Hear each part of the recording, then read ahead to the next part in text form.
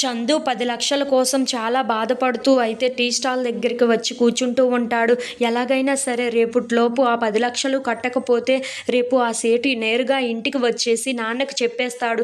నాన్న అప్పుడు నన్ను ఏం చేస్తాడో ఏంటో, నాన్న ముందు దోషిగా నిలవడం కన్నా చనిపోవటం మేలు అని చెప్పేసి అయితే అనుకుంటూ చాలా బాధపడుతూ ఉంటారు.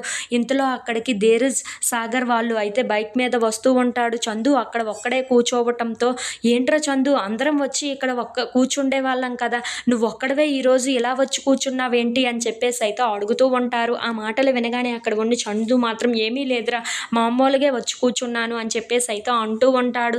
ఇంతలో అక్కడ ఉన్న వాళ్ళిద్దరూ అయితే, ఏంటి నువ్వు దేనికోసమో ఎందుకో టెన్షన్ పడుతున్నట్లుగా అనిపిస్తుంది నాకు, ఏంటి సంగతి అని చెప్పేసి అయితే అడుగుతూ ఉంటారు. ఆ మాటలు విని అక్కడ ఉన్న చందు మాత్రం, అదేమీ లేదురా, నేను మామూలుగానే ఉన్నానే అని చెప్పేసి అయితే అంటూ మళ్ళీ మొహాన్ని కిందకి దింపేసుకుంటూ ఉంటాడు. అది చూసి అక్కడ ఉన్న ధీరజ్ మాత్రం, నువ్వు ఎందుకో టెన్షన్ పడుతున్నావురా, మర్యాదగా చెప్పరా దేనికోసమో, ఏ ప్రాబ్లం ఉన్నా మన ముగ్గురం షేర్ చేసుకుంటాం కదా, అలాంటప్పుడు ఎందుకు అలా దాచిపెడుతున్నావు అని చెప్పేసి అయితే అడుగుతూ ఉంటాడు.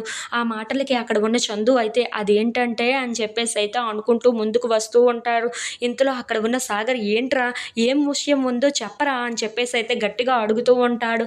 ఆ మాటలు విని అక్కడ ఉన్న చందు మాత్రం, రే ఏంట్రా మీరు ఇలా మాట్లాడుతున్నారు, నాకు ప్రాబ్లమ్స్ ఉండడం ఏంట్రా, నాకున్న ప్రాబ్లమ్స్ ఏవైనా మీకు తొందరగానే చెప్పేస్తాను కదా, నాకు ఏ ప్రాబ్లమ్స్ లేవని చెప్పేసి అయితే అబద్ధం ఆడుతూ ఉంటాడు. ఆ మాటలు విని అక్కడ ఉన్న సాగర్, ధీరజ్ వాళ్ళు అయితే, ఏంటి వీడు ఎంత టెన్షన్ పడుతున్నాడు, ఎంత బాధపడుతున్నాడు, వాడి మొహంలోనే తెలిసిపోతుంది, అయినా సరే ఎందుకు మా ముందు దాచిపెడుతున్నాడో ఏంటో అని చెప్పేసి అయితే అనుకుంటూ చందు వైపు చూస్తూ ఉంటారు. ఇంతలో అక్కడ ఉన్న చందు అయితే చాలా బాధపడుతూ వెళ్ళిపోతూ ఉంటాడు. అది చూసి అక్కడ ఉన్న సాగర్ అయితే, వీడు ఎందుకో బాధపడుతున్నాడు కానీ ఆ విషయం ఏంటో మనకి చెప్పటం లేదు అని చెప్పేసి అయితే అంటూ ఉంటాడు. ఇంతలో అక్కడ ఉన్న ధీరజ్ అయితే, సరే కానీ వాడి సంగతి పక్కన పెట్టు, నీకు ఎలా ఉంది ఇంట్లో, వదిన ఏమంటుంది నీ విషయంలో అని చెప్పేసి అయితే అంటూ ఉంటాడు. ఆ మాటలకి అక్కడ ఉన్న సాగర్ అయితే, వదినేమంటుందిరా నా విషయంలో అని చెప్పేసి అయితే అంటూ ఉంటాడు.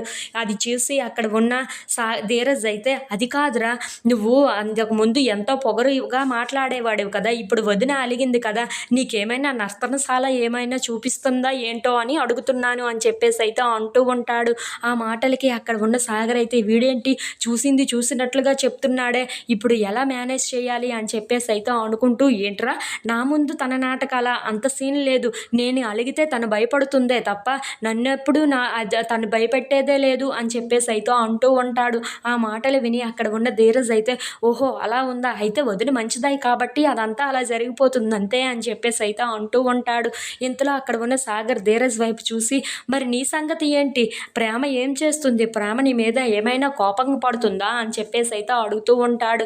ఇంతలో అక్కడ ఉన్న ధీరజ్ అయితే, తన చిన్న పిల్ల లాంటిది, చాక్లెట్ ఇస్తే ఇట్టే కరిగిపోతుంది తన మనసు, అటువంటి దాయి నా దగ్గర, నేను తన దగ్గర భయపడ్డం ఏంటి, తనే నా దగ్గర భయపడుతుంది అని చెప్పేసి అయితే సాగర్తో అంటూ ఉంటాడు.